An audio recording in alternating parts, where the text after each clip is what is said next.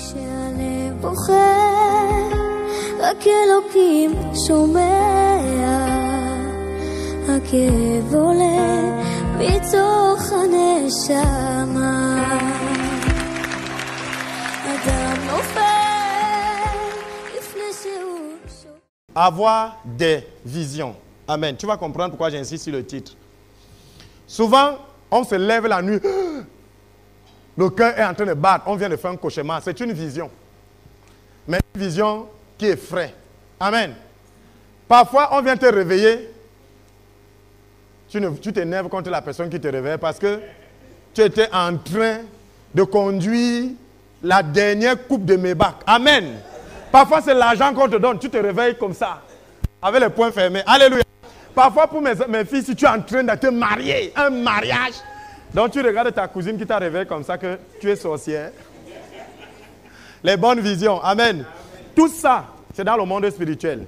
Et je vais vous dire quelque chose. Rien de physique n'arrive sans que dans le spirituel, ce ne soit fait. Rien. Je dis bien rien. Dès que vous voyez quelque chose de physique, sachez que spirituellement, ça se fait. Or, les visions, c'est une fenêtre ouverte sur le spirituel. Je parle à quelqu'un? La vision, c'est une fenêtre ouverte. Il y a la vision, les songes et tout ça. Quand vous avez une fenêtre ouverte en journée, pas en journée, mais étant conscient, c'est une vision. Mais quand vous dormez, c'est un songe. Je parle à quelqu'un, c'est la distinction spirituelle. Aujourd'hui, donc, on va voir comment avoir des visions.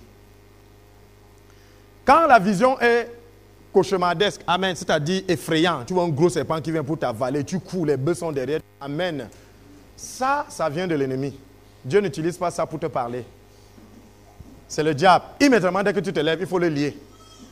Si vous ne liez pas, ça va s'accomplir. Pourquoi? Parce que vous aurez peur. Et c'est ce que je crains qui m'arrive. Je parle ici à quelqu'un.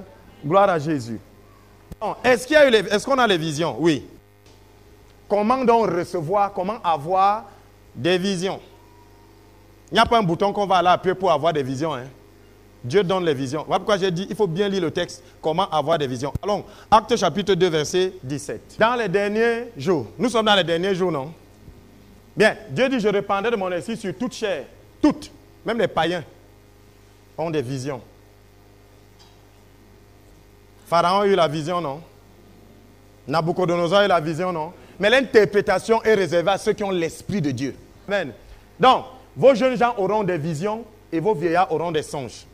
Tu vas dormir la nuit et Dieu va te montrer certaines choses. Si tu négliges ça, des mauvaises choses vont t'arriver. Vous savez pas quand vous négligez, non? Dieu vous montre quelque chose. Si vous négligez, jamais vous êtes frappé. Ça veut donc dire quoi? Ne négligez pas ce que vous recevez au travers des visions. Maintenant, Satan sait donc ça. Ce que lui fait, il envoie aussi sa part. Satan n'est même pas seul. Toi-même, tu envoies ta part. Amen. Et c'est souvent les garçons qui aiment ça. Sœur, Dieu m'a montré que tu es ma femme. Voilà une vision. C'est une vision. Maintenant, ça vient d'où? Ça vient d'où? Certainement, si elle ne s'accomplit pas, c'est que ce n'est pas Dieu. Vous voyez, faisons très attention avec les visions. Rassurez-vous que la vision vient de Dieu. Et une des méthodes, et la plus efficace, c'est qu'elle est en accord avec la parole. Quelqu'un? Or, la Bible dit que la prophétie, c'est pour faire quoi? Édifier. La prophétie édifie. La prophétie encourage. Comment donc moi, je viens te donner une prophétie qui détruit? Il y a un gros problème. Frère, il y a un gros serpent dans tes toilettes. Reste d'abord tranquille. Quand ça vient de Dieu, il donne la solution.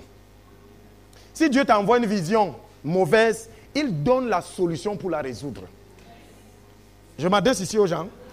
Prenons Actes chapitre 11, versets 28 à 29.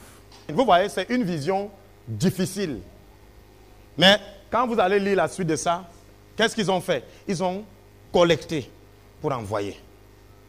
Ouais, ça, c'était la solution que Dieu a préconisée. Il y aura la famine. La solution, c'est quoi?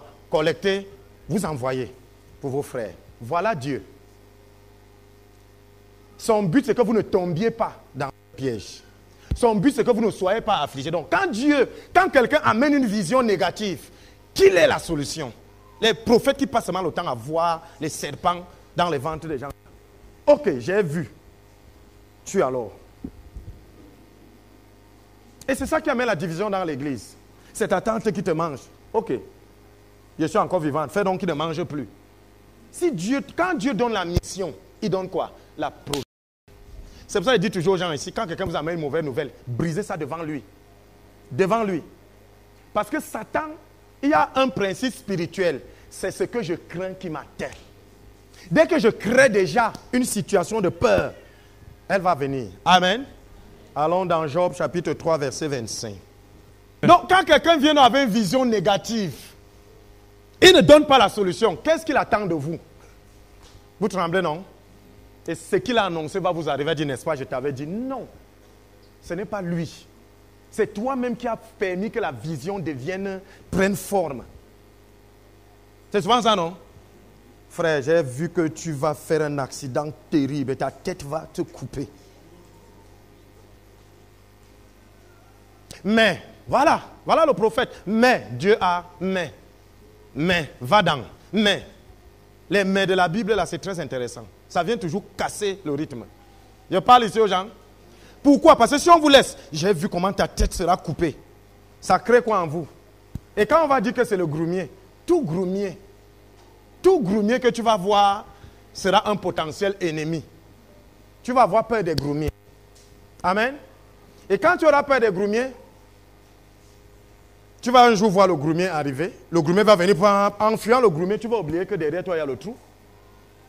Ou derrière toi, il y a une voiture qui vient à toute allure. Ce n'est pas le groumier qui va te tuer. C'est la voiture, mais c'est la peur du groumier qui te tue. C'est pour ça qu'il a donné la parole de connaissance et la parole de sagesse. Connaître ce qui va arriver, c'est ça la vision. Et comment résoudre, c'est la sagesse. Maintenant, comment donc, quand Dieu envoie donc la vision, dans cette vision, il y a la provision. Ça veut dire que dans ça, vous allez trouver comment prendre ce qu'il annonce. Alléluia. Comment donc prendre? Prenons Habakkuk chapitre 2, du verset 2 au verset 1. L'Éternel m'adressa la parole et dit, écris la prophétie. Souvent quand vous recevez, vous fermez la bouche. Je parle aux gens. Quand vous recevez souvent les prophéties, vous gardez ça, non? Dès que vous gardez, vous l'avez tué. Dès que vous recevez une vision, si vous gardez, vous l'avez tué. Je m'adresse ici aux gens. Regardez Joseph. Dès qu'il reçoit la vision, qu'est-ce qu'il fait? Il raconte à ses frères. Bon, beaucoup de gens ont dit que c'est à cause de ça que ses frères l'ont vendu. Non. C'était le plan de Dieu qu'il soit vendu. Vous savez pourquoi?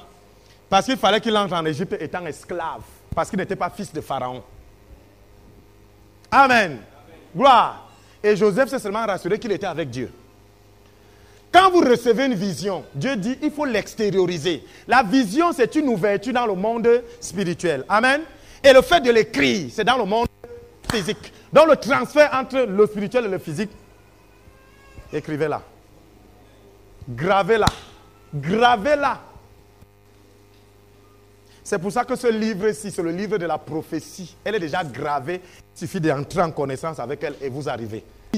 On ne cache pas. Ça va faire des jaloux. Peut-être que c'est ces jaloux-là qui vont faire que ta prophétie avance. Oh, souvent, dès on ferme la bouche, on avale. Vous la tuez. Dans d'autres visions, dans d'autres versions, on dit ceci. Écris-la afin que celui qui la lise court. C'est tout simplement pour dire que quand la vision est déjà écrite, elle commence à courir. Elle ne marche plus. Elle se met à courir. Parce que les temps de l'accomplissement sont déjà donnés. Parce que dès qu'une vision sort, ça sort avec sa provision. Est-ce que je parle ici à quelqu'un? Gloire à Jésus. Donc nous devons écrire. Ça veut dire quoi? À quel moment de la journée on est dans le calme et la tranquillité? La nuit. Donc soyez attentifs dans votre sommeil. Quelqu'un qui va en boîte ne peut pas avoir les visions. Alléluia. Ouais, tu me regardes, je te vois. Tu étais même en boîte hier. En boîte de nuit, il n'y a pas les visions. Il n'y a pas parce que tu n'es pas dans le calme et la tranquillité. Vous allez voir certains hommes de Dieu se retirent en brousse. Ce n'est pas parce que la brousse, Dieu est à côté. Mais il s'éloigne du bruit. Parce que Dieu parle souvent dans les murmures.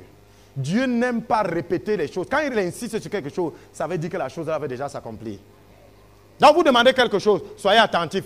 Et je vous ai dit, et j'insiste dessus, les gens qui ont les visions apocalyptiques là, attention. La prophétie n'est plus mauvaise, à quelques exceptions près. Et quand la prophétie vient sur quelque chose qui est mauvais, qui veut t'arriver, qu'est-ce qui se passe? Dieu envoie la solution. Je m'adresse à quelqu'un. Prenons 1 Corinthiens chapitre 14, verset 3. Vous voyez, celui qui prophétise, tes prophéties qui viennent fouetter là. Celui qui prophétise, au contraire, parle aux hommes, les édifie, les exhorte et les console.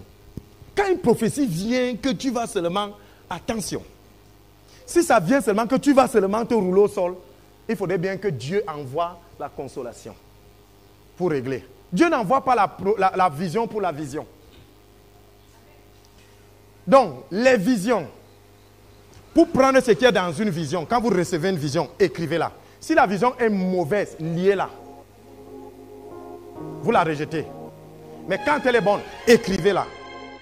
Dès que vous l'avez écrite, quelqu'un qui a l'esprit de Dieu doit vous interpréter ça. Et elle va se mettre là.